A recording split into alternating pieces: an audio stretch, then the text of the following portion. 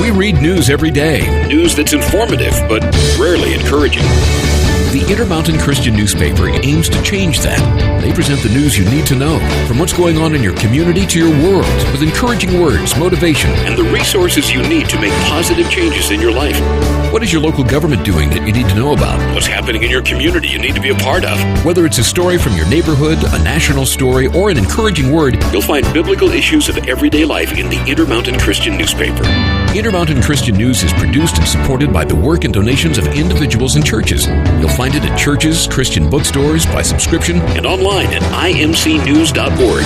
To find out more about supporting this local resource, go online at IMCNews.org or call InterMountain Christian News in Boise, Idaho at 208-703-8688.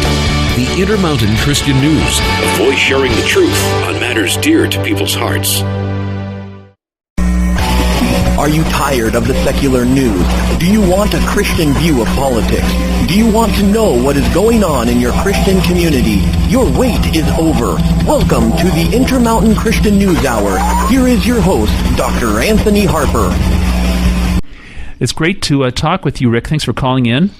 Yeah, my pleasure. Really enjoyed that movie, Star of Bethlehem, a lot.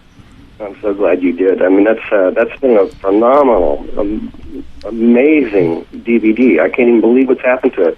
You may not even know this. Did you know it's the number one movie or TV Christian title on Amazon? No, but I can believe it because it's so inspiring, and God really blessed you with this inspiration, and it's all to glorify Christ. Totally, completely. And it's not about me. It's about what he did to announce our Messiah, both his coming and, as it turns out, his passing. Yes. What he did in the sky is so beautiful. Reveals a side of him that I wasn't really fully familiar with. To see this poem that he wrote in the sky is an amazing thing. The heavens declare his handiwork. So true. And as it says, I believe, of David in Psalms, right? That's correct, Psalm 19. Yeah, and we have just a little bit of time. I'd like to get listeners for an opportunity to learn more about how this came about. But before that, wanted to ask you. You talk about in the movie about the alignment. At Christ's birth that happened with the constellations and all of that, and the moon all the issues, and records before 1500, whatever didn't happen or something like that. Is the question that came up in my mind: would this alignment, this situation, have ever happened before? It's important that your listeners know that for backup technical information, because I'm going to speak here about that, but that if they want to go back and look at why I'm saying what I'm saying, they need to be able to go to BethlehemStar.net. Because the whole story is there. It's all free of charge. That's been my choice to make it available to the world for free. Yes. Now, were you talking about Herod, or what is it that you want me to address directly?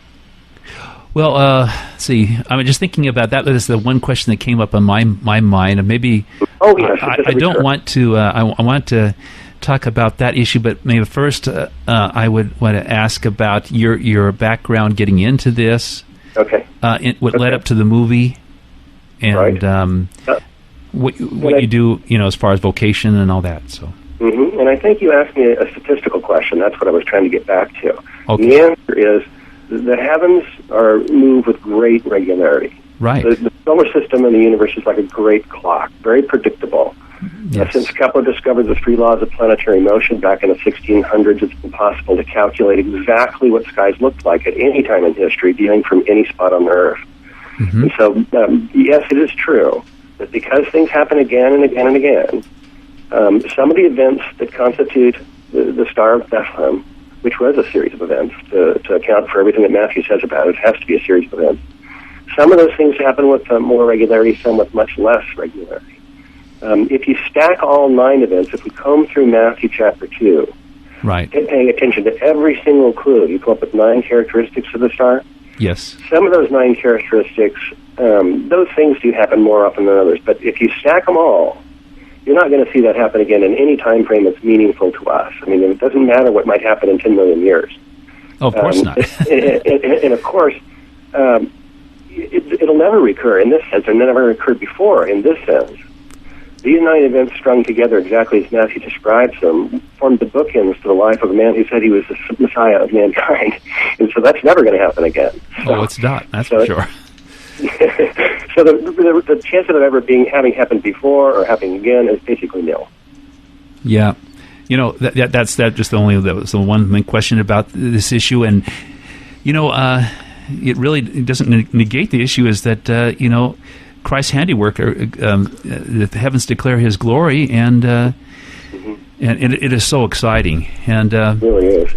And I share your excitement because there's no more exciting message than what God, the love that He has shown to us in John 3:16. That if there was no Christmas, there would be no Easter. Right. You and I wouldn't be talking on the phone right now if there was no Christmas. That's so true. He would have never recreated humans again. After the flood, that would have been it. And so I wish people would appreciate the message of Christmas because it's so crucial that people understand that how important Christ's appearance here is. Absolutely. Well, it's important enough that God arranged the stars, literally arranged the universe to announce the coming of Christ. And I believe, without being real dogmatic about it, it's more like a surprise and a marvel to me than an article of dogma. But I believe that God's handiwork in the sky announces Jesus' both conception and His birth down to the day and probably the moment. And the same is true if you carry forward in the sky. You find that the Star of Bethlehem is the beginning of what I call a starry poem.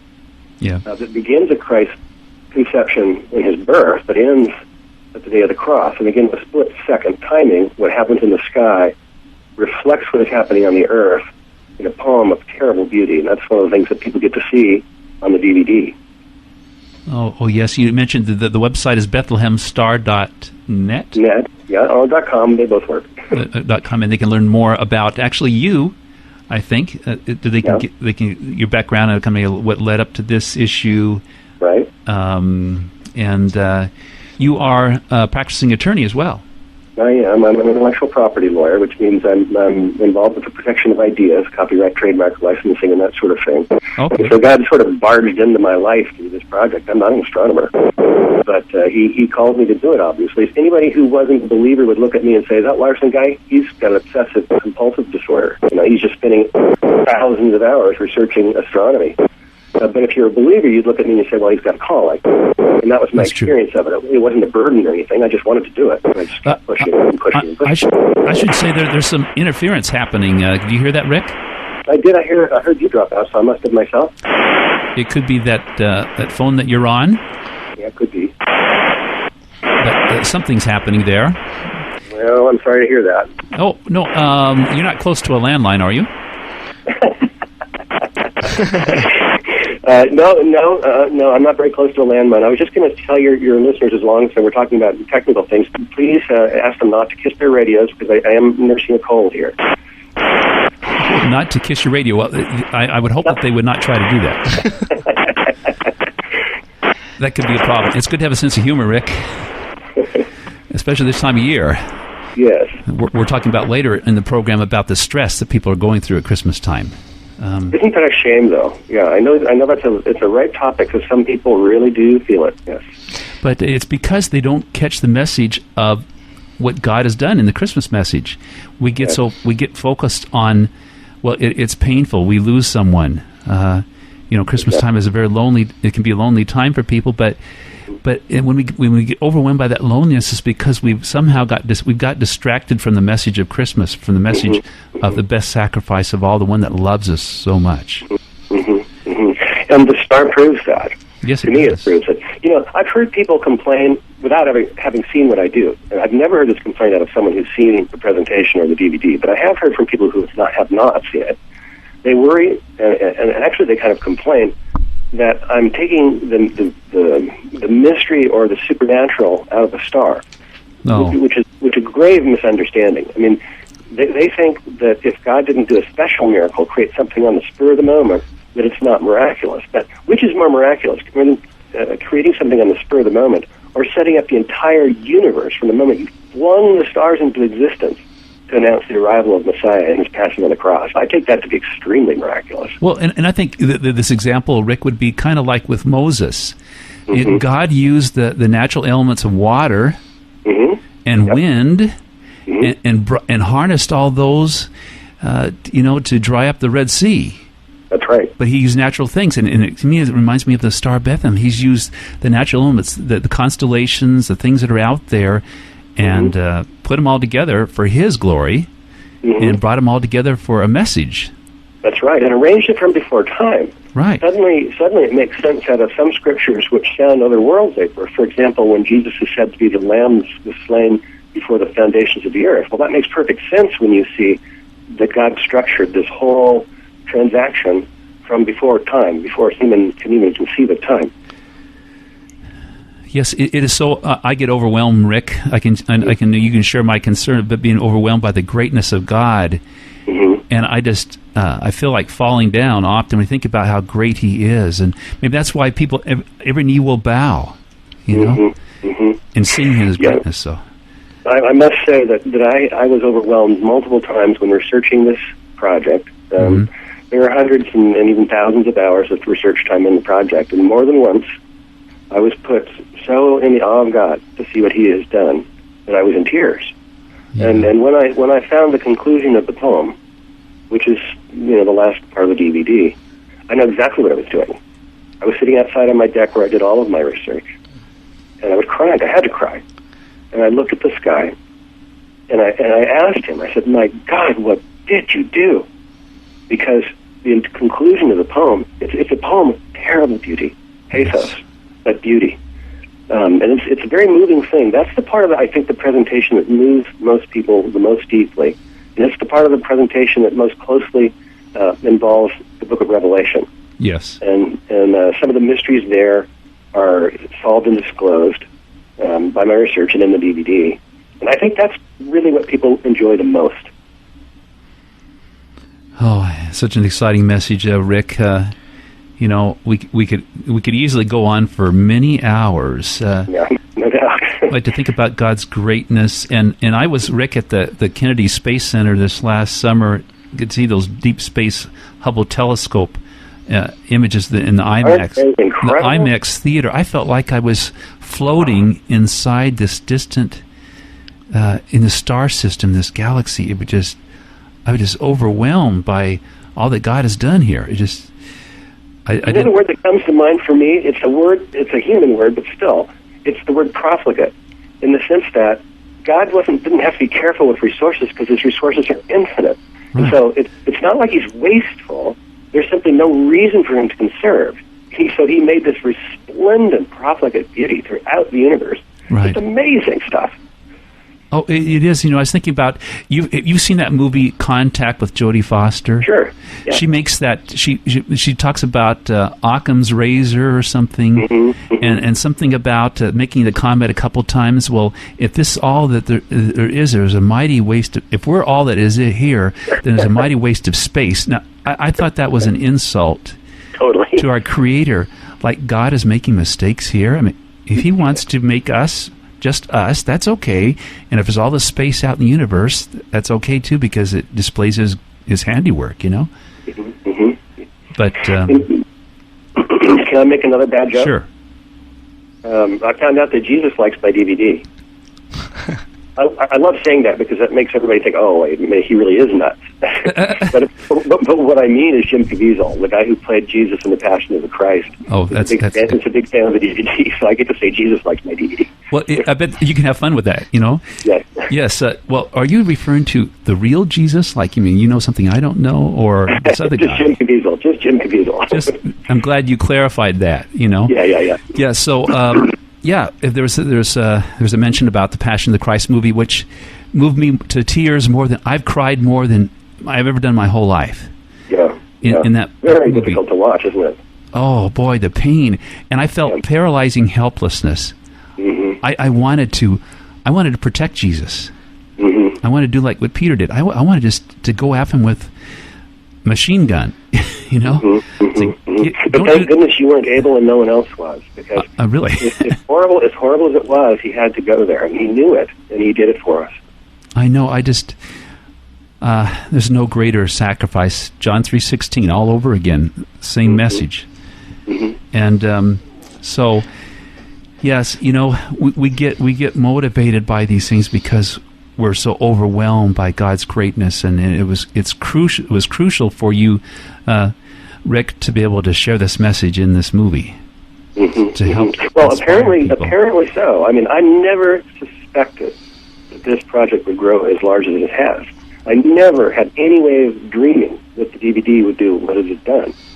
But it is. I get email and a constant flood right now on Facebook. If people want to go to Bethlehem Star, that's the name of the Facebook page. Yes, it is a river of messages coming through and people sharing how much it's meant to them to see this new way of understanding God's sovereignty, where God's literally structured the universe, and that shows both his power and his complete mastery of every detail of what he created.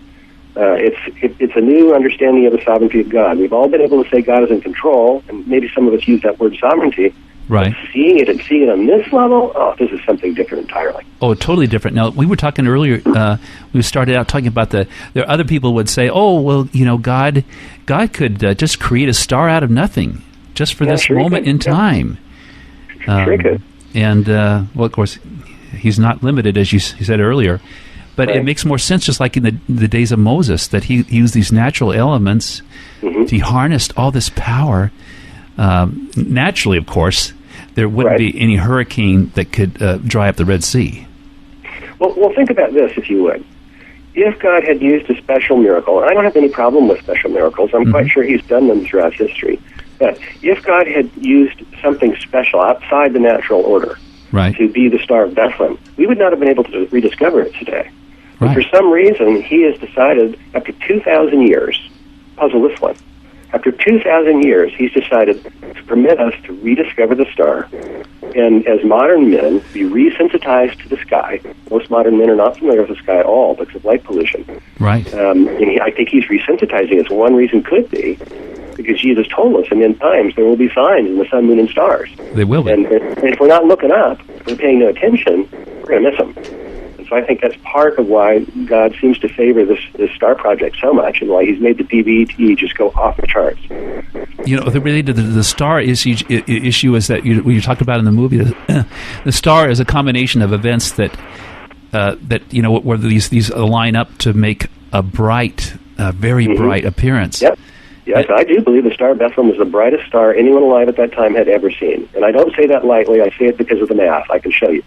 It appeared. I'm not just making things up. I know that, but it appeared as a star to them back then, but really it was a combination of the light combined with what you said, Jupiter and Venus. Yeah, two planets, but of course they call the planets wandering stars. We still call them wandering stars today because we use that name planet, and planet is just based on the Greek verb to wander. So even we modern English speakers who call them planets, we're saying they wander. So those two wandering stars met together, the king planet and the mother planet, which is kind of suggested right there. Oh, yes. And they formed the brightest star anyone alive had ever seen. And incidentally, the Romans saw it too. So some people have said, well, Larson, if the star was something spectacular, why didn't anybody else notice it? Why did only Matthew talk about it in chapter 2? And they're just wrong. I mean, for example, I have the Bethlehem star struck on a Roman coin. They saw it. Right. So, I mean, it's pretty spectacular. Oh, very spectacular. So, Rick, this is Tom. I thank you for calling in today. That's awesome. Absolutely. So, just to reiterate, this is an apologetical approach through the universe, through the Bethlehem Star and things like that. Yeah, it is, but it's not just brainy stuff. It's very, very emotionally compelling stuff. People who see it, they don't just get convinced of things. They feel something in their soul, in their spirit. They know they're seeing something awesome. And so that's why I can say that it isn't just like giving someone a lesson. If you give them a DVD for Christmas, you're giving them something much deeper than that. You're giving them a worshipful experience because it's really moving. It does help in your faith, and I know that you have to go here in a few moments. Yeah, I do. I don't want to run out of time. I wanted to get to your event, but probably have less than a minute left. Okay. So the final comments, if people want to know more about the Bethlehem Star movie, they just go to BethlehemStar.net. That's right. And then the Facebook page is, they can type in Bethlehem Star. That's it. Mm-hmm. And they can learn more about you and the movie. And we pray that this will, and it's clearly evidence that it's helping a lot of people. I know that it really helped me get a deeper perspective, appreciation for God. It's just so overwhelming, as you said earlier, and I did as well, that God's greatness is just really draws all the attention to Christ, and that's what it's all about, is Jesus. That's what it's all about. And listen, Merry Christmas to you, and thank you for having me on. Well, thank you. God bless you. Wonderful Christmas celebration. Safe travels, good health. We'll hope to see our beautiful Savior soon. Yeah, okay. Okay, bye-bye. Thank you, Rick. Great to have Rick Larson with the Star of Bethlehem movie. So, for those of you who have not seen that out there, it really is so moving. And I mentioned the Passion of the Christ movie is such an emotional movie as well.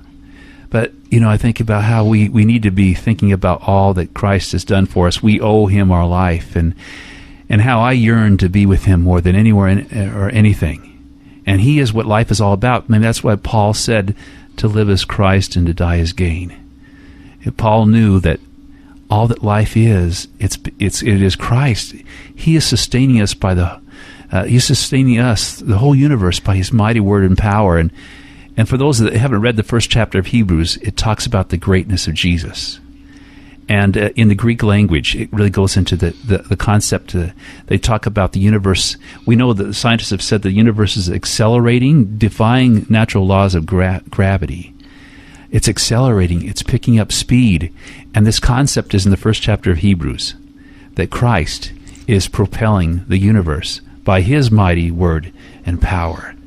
And I'm definitely out of words. There's no words that can describe one word, God's greatness. God gave Moses the name I Am. I Am has sent you, and that is very deep. That is the deepest of all that describes him. Well, Tom, this is so moving. I was looking at his Facebook page again. The website for Rick is bethlehemstar.net or .com, and he's got a connection to his Facebook page down there. He's got 839,980 hits so far. I'm Dr. Anthony Harper here with the InterMountain Christian News Hour, wanting to share the gospel message with you. It is clear that you hear the message and respond as soon as possible.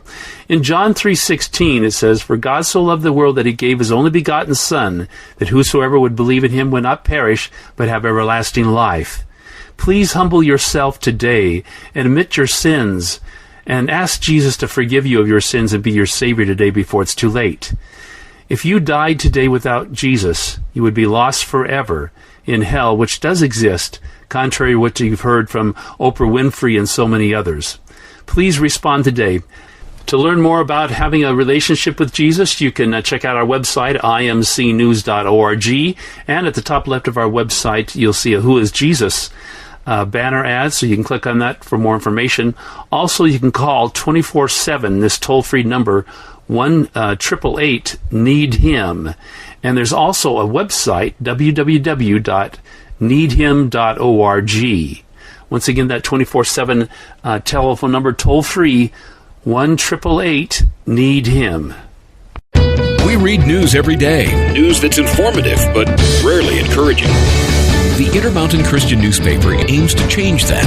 They present the news you need to know, from what's going on in your community to your world, with encouraging words, motivation, and the resources you need to make positive changes in your life.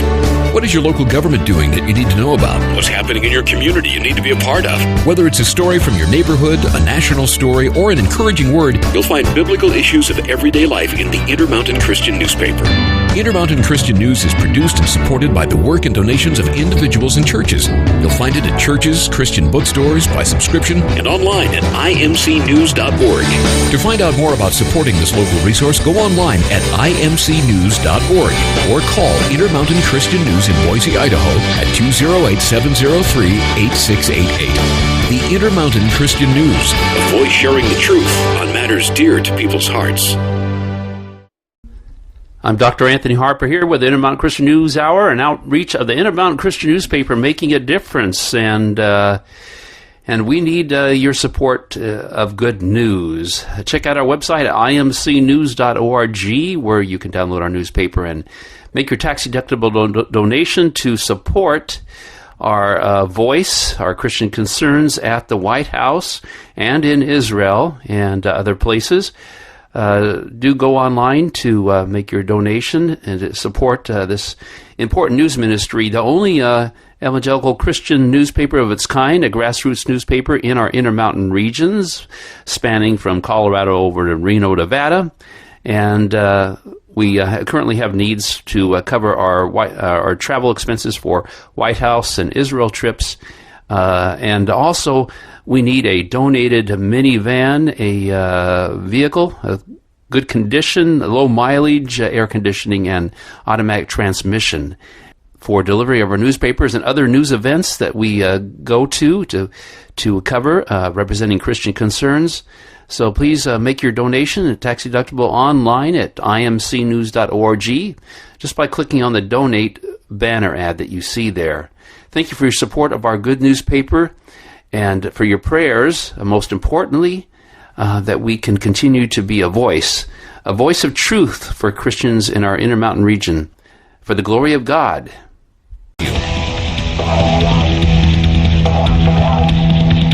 Yeah.